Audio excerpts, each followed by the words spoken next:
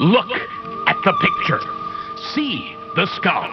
Visible Frankenstein controls. The Brain Thoughts broadcasting radio. The Frankenstein earphone radio. The latest new skull reforming to contain all Frankenstein controls. Today's episode of Frankenstein Control is brought to you by McDonald's. Yes, that's right, McDonald's.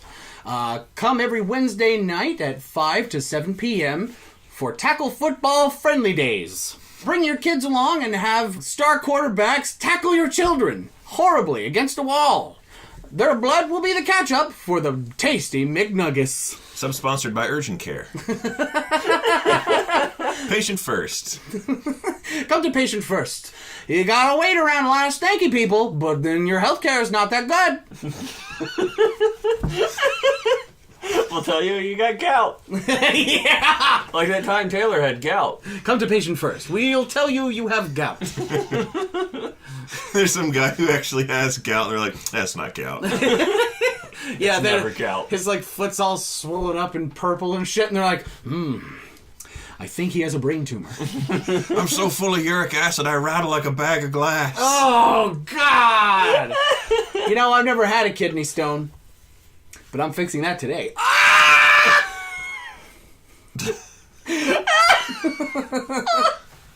Today's episode of Frankenstein Control is brought to you by Jimbo's House of Slightly Used Urethras.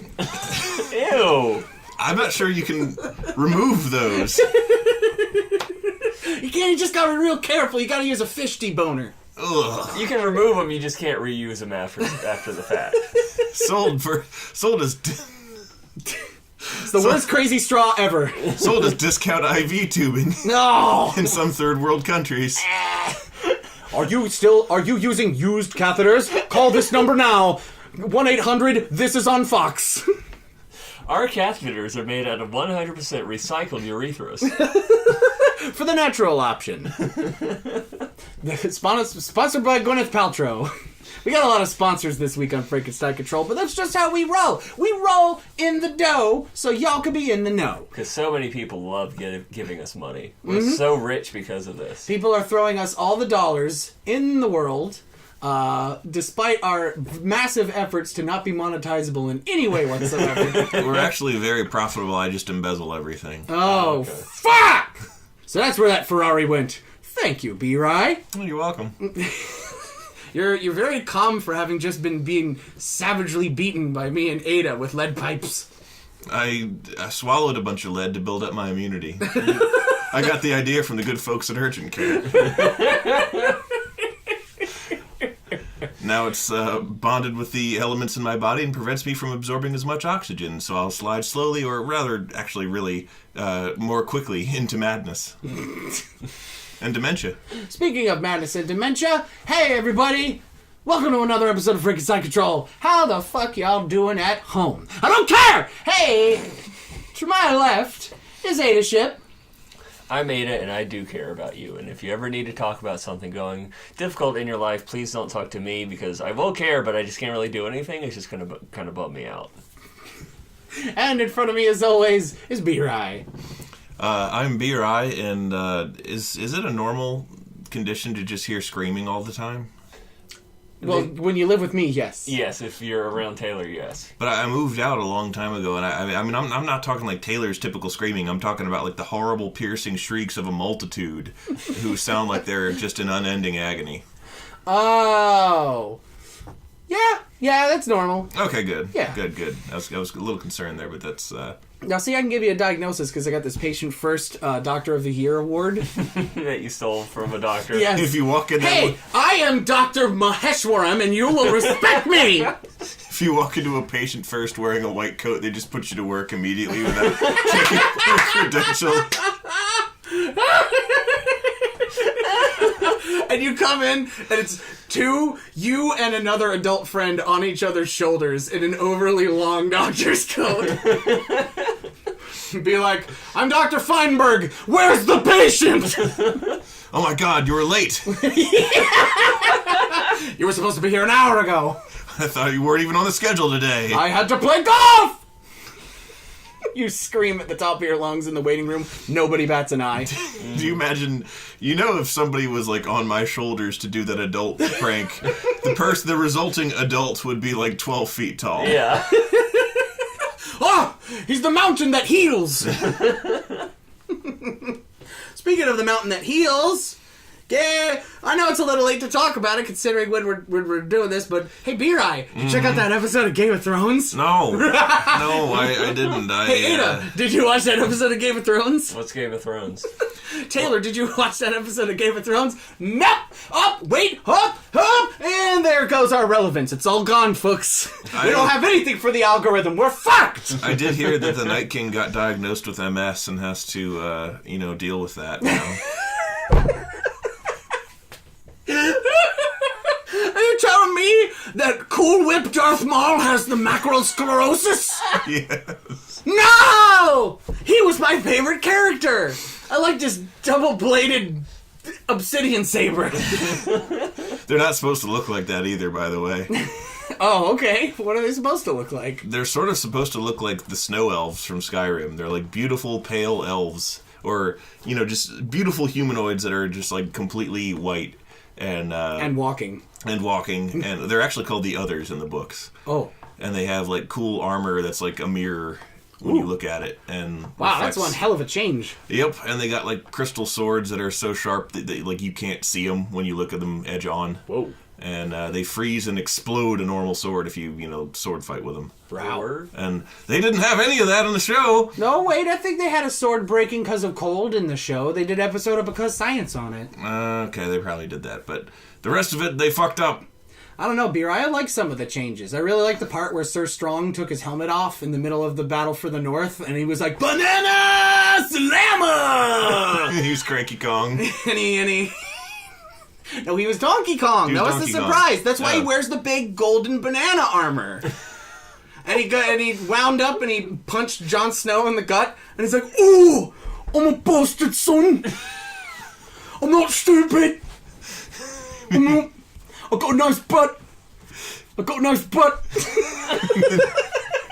He just repeats that. And he turned around and he hit Jamie in the face, and Jamie went... I remember that part. You remember the really, like, shit was getting too real, and like even the Night King was like, "Man, look at all the suffering I've caused. This needs to end now." And he steps forward, and then like Brianna Tarth meets him on the field, and they have a dance off. It was really neat. I like that part a lot. Who knew that a girl that tall could have moves that fresh? I noticed something that was really weird in the last episode. It was like a quick, scene. It was like a bunch of different pans between characters of all the participants in that battle at Winterhold Castle. And one of the times it like quickly panned to the Night King and then panned away, and I swear he was just blue C. Everett Koop.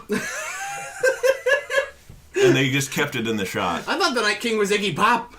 That would be fucking awesome. Iggy Pop did... I love the techno/electronica. I'm not really sure how you would define them, but they're a British duo called Underworld, and I've been a fan of theirs for many, many years now. And they did a song recently with Iggy Pop. And actually they did a couple songs with Iggy Pop, and they were really good songs. Wait, is that the one where it's like, "I'm a hard rocker, yes I am"? No, that's I'm a punk rocker, yes I am. He did that one with what the fuck's that band With called? John Mouse. With John Mouse, yeah. It's just I'm a hard rocker, yes I am. yeah. It's John Mouse. Frank Zappa singing into a trash can. It's beautiful. No, that was with the band Teddy Bears. Oh. I don't know anything about any of their other songs, because I've only ever listened to them. You know nothing of the Tedrick Bears? No. Iggy Pop thing. Oh yeah, Underworld. Yeah. And apparently they've worked together like a shit ton over the last 30 years or so. And they like first met and hung out when they scored Trainspotting, the movie, together. Whoa, what? Yeah. Iggy Pop, where they worked on a lot of the music that was used in it. Interesting. Iggy Pop and Underworld did. Huh. No, I had no idea. Now I watched them, or I should say I listened to them on YouTube do a podcast where they talked about all that, and it was fun. Cool.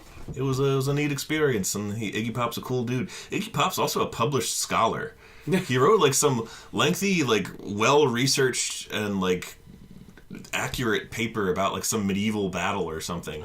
And it's in a scientific journal, and it's Iggy Pop wrote it. Yeah. That's surreal and cool. It's like that moment long ago when I discovered Alice Cooper was a good golfer. Did he beat you at putt-putt? Yes, I was at the mini golf games near Centerville Multiplex. It was my 5th birthday, and he fucking kicked my ass all over the court. He threw me through the windmill with his skill. No, apparently he golfs pretty good. He's an okay golfer. Better than Charles Barkley, that's for sure. He is a man of many talents, but golf is not one of them. Yep. He's yet to perfect the chaos putt. Oh! Oh my god.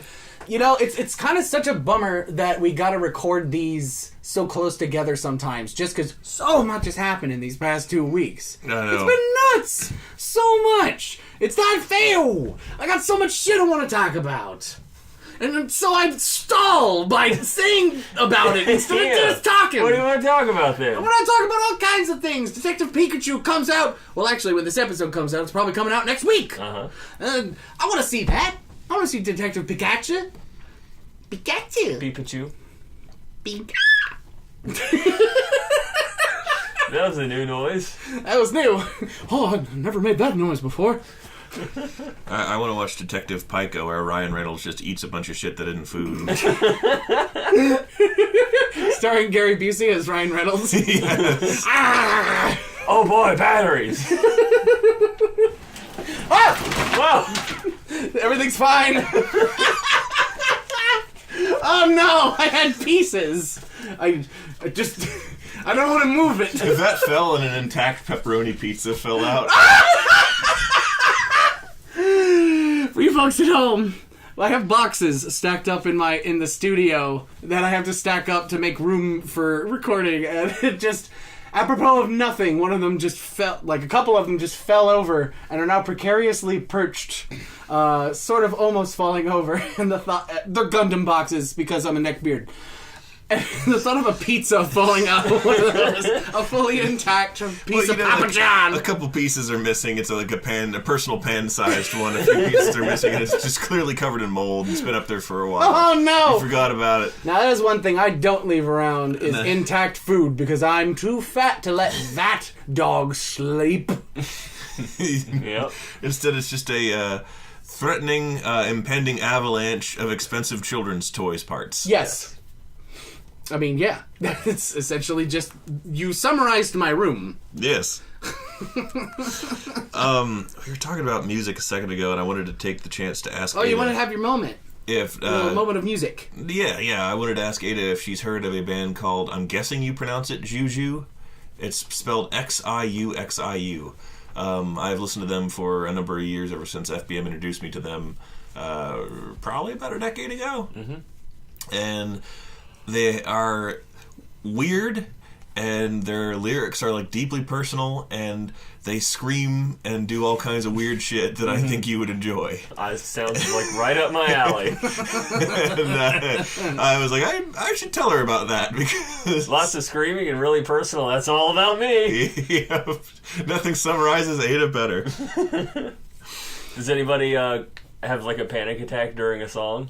No, but I would advise against watching the music video for the song entitled Dear God, I Hate Myself, which is a very good song, but in it, not simulated at all, the girl in the band just like sits there the entire time and repeatedly makes herself throw up by sticking her finger down her throat. Oh, God. And it was really hard for me to watch that. Yeah. And I'm like, I'm just going to find the audio-only version of this YouTube video from now on. That sounds pretty rough. I know a couple of things about making money off of pressing the pretty button.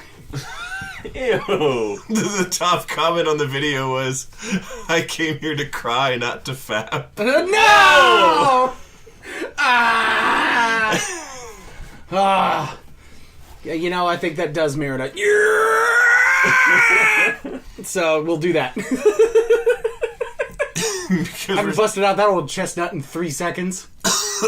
because we're super fucking disjointed tonight, and I know I'll completely lose the thought entirely if I... Dude, I was wondering where my roach went, man. I'm disjointed. You go to hell, Shaggy.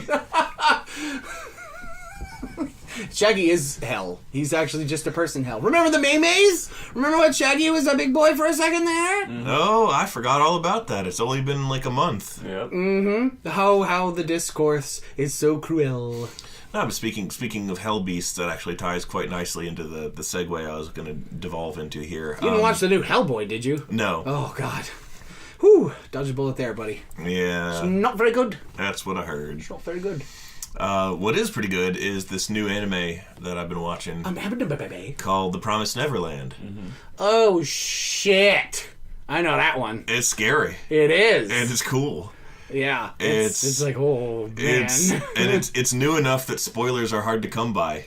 So, like, okay. I'm, like, not seeing a lot of shit that's gonna, like, ruin surprises in the show for me. It's because everybody's talking about Black Clover. That's true. Black Clover got weird. Or, no, it got stupid. It got stupider. It's what happened to Black Clover. I tried watching, like, 2 episodes of that show, and I was watching the subs of it, not the dubs. And just, my God, Asta, I think the main character's name is? He screams a lot. Oh, my God! Look, I know I scream a lot. But, like, no matter how annoying I get, this kid just cranks it the fuck up. Because at least I like to shake it up. Yeah. I like to make different kinds of screams. I'm like a lyre bird of yells. But this kid, he's just does the same for everything. And it's just like, shut up, child. He does do that.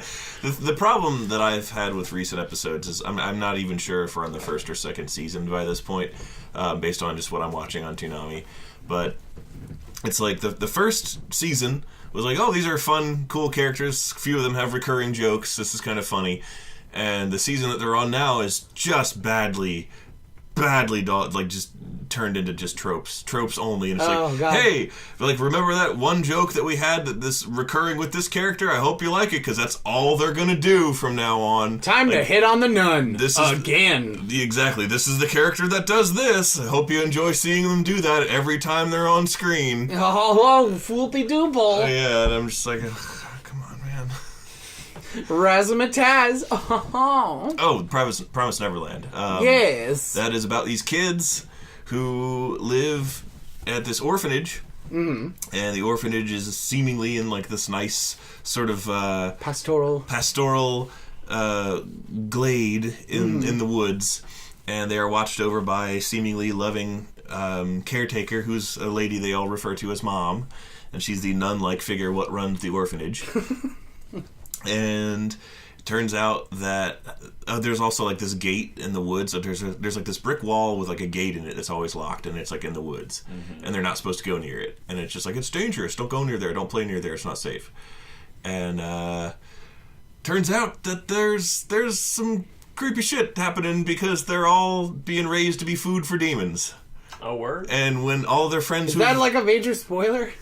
It's in the very fucking first episode. Oh, okay, then not a spoiler at all. Gotcha. It's like right off the bat they hit you with that, and that's what the show is about. And okay, so it's not a spoiler; it's the plot hook. Yeah, the show is about their gradual plans to try and escape this. Yeah. Once they realize that all their friends who have been adopted, once they reach a certain age, weren't adopted; they were shipped out as food to these horrible fucking monsters, and it hits you with that reveal right in the middle of, like, a bucolic child scene. Oh, no. And, like, just the contrast was really well done, and it was scary. It was surprisingly scary. I was not expecting it.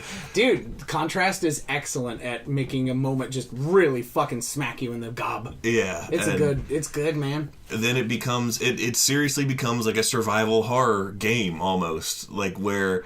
The lady who runs the orphanage, starts chasing him around the hallway with a giant pair of scissors. Yeah, like Clock Tower. Not quite, but more like they don't know. They saw, and the three main characters saw that that's what happens, and try to work out how to escape from it all, and maybe possibly to try and clue in their friends and escape with them. And they suspect that the mom, that's what they refer to her as. They suspect that she suspects that they saw it. And so there's this whole cat and mouse thing where they're like, it lends every like loving exchange with her now like a horrible edge of tension, and you're like just like trying to read into everything she says and whether she knows. And nice. It's really cool. Well, that's kind of neat. I know it runs in Shonen Jump. Yeah. Which is like, whoa, that's cool. An anime. Or, an anime/manga that doesn't revolve around becoming the pirate Kokage Ninja King. Like, it's a thriller. It's a thriller. Like, I mean, I guess the only thing comparable is, like, Death Note, I guess? That was a long time ago. That was a long time ago. Like, Death Note was a thriller. Like, what do you mean a long time ago? The movie came out like 2 years ago. I love that movie, by the way. Extremely relevant and good one. I unironically love that movie. Well, maybe not unironically, but there's just so much about it that I like. That I can't hate it for how fucking awful it is. Like Kingdom Hearts. Yeah. Speaking of contrast, I've been rope-a-doped into the deepest, darkest pit once more. Ladies and gentlemen, I has a confession to make. You may have not known it, but... You're gonna sell us for food to demons? No, worse. You may have suspected it all along, but I am a Homestuck! Okay. I'm sorry. I'm sorry, everybody. They sell them. Like, there's books of it now. Yeah. Printed books, and then you can get them at the bookstore. It was like that when it was still relevant, too. Oh. I thought I was supplying you with new and interesting Like the first couple information. acts had books made out of them before all the crazy gigapauses happened. And then the ending happened, and the resounding feeling was, what the hell was that? Because it just ended very suddenly and very weirdly, and didn't close up anything really. It was bizarre. It's over. The problem is over. And it was over for 3 fucking years until just... Well, I guess it's a couple weeks ago now. Yeah. But, motherfucking Andrew Hussey released the Homestuck epilogues. Yeah. He's been working on that this whole time. It's taken him 8 years. I have no fucking idea, but it is... I mean, I'm just going to lay it out. I loved them. I love the epilogues. They were fantastic. They were super good. Like, they were a fantastic, heart-wrenching, gut-destroying... horrible read that just tears your fucking limbs out from their sockets and like eats your blood. But there's also a lot of good things in it, and it's cathartic, but also not. Because this is Homestuck. The ride never ends. Yeah. And if you thought you were going to get yourself a happy little ending all tied up in a nice little bow, you don't fucking know Andrew Hussey that good. Yeah. I was drunk for a lot of Homestuck, and I don't remember the plot very well. Neither does Hussey. Which is why he had to write in retconning powers for his main character to fix all the shit that didn't make sense. Yeah, well, like just like George R.R. Martin. A big prevailing theme in the epilogues is like people grow up and become different. Because these epilogues take place like 10 fucking years after the beginning of the story. So, I guess, 7 years after the story ends, I guess. Oh my god. The problems that the characters face now are both still Homestuck ridiculous, but also a lot more mature. And it really... I loved it. Like, I really liked it. Like, if they were just doing the same goofy shit that they were doing in the original story, it'd feel kind of phony almost, but... This was really interesting. A lot of stark character turns, I'll tell you that much. And yeah, it's an exciting read. If you've ever read a Homestuck and you didn't read an epilogue, don't listen to the haters on the Tumblr. Just fucking read it and draw your own conclusions about how much you hate it. Me? I'm gonna sit on my high horse if I can enjoy a good thing when I sees it. Because just because something makes you feel bad when you read it, it doesn't mean it's bad writing. It means that you're a bad person. If you've ever felt bad about something you read, you're a piece of shit. Despite the things that I read almost solely being, like, brutally violent and disturbing, I've never felt bad about any of them. This one will make you feel existentially bad. Ah. I was made to feel bad about something I was watching. It's an episode of Down the Rabbit Hole about... Oh, you watched that too? I watched this episode. Oh, okay. About Temple OS. Oh my god, that episode is great! Yeah. I love that really episode. sad, though. It's so wild, man. Explain for anyone in our audience, including B-Rise, what the fuck you're talking about. Temple OS is the story of this guy, a schizophrenic man, kind of in his late 40s, that made his own operating system from scratch, which is like a kind of a monumentous undertaking to do, and he did it. Like, to make an operating system by yourself that actually works is like a lot of talent. But at the same time, it was shit because like it had no networking capability, so you can connect it to the internet or any other computer. It was just really simple and had like just a bunch of bad games on it. It wasn't really good, but it was a lot of work and it was interesting. But the guy was schizophrenic, and he stopped taking his meds, and was like trying really hard to advertise it for some purpose, until the true purpose was revealed, and that he believed it to be God's third temple, and to like use it as an oracle to commune with God, like a random number generator that would make words, and those words he would interpret as God's will. Yeah, he would read and interpret them as messages from God. And it just kind of starts as like, here's this crazy person on the internet screaming and being racist. Oh, he was really racist too. Of course. Seemingly out of nowhere, because he would film himself a lot later on, and there's a video where he's just like shouting all these like racial slurs and like. Just being super racist, like in front of his mom, and his mom is fighting back against him. She's like, "How can you say that? God made all of us equal. That's not like she's not racist." So It's like, where is he getting this kind of thinking from? Insanity. Yeah, that's probably. I guess schizophrenia just makes you racist. He got it from government agents, even in his backyard with knives.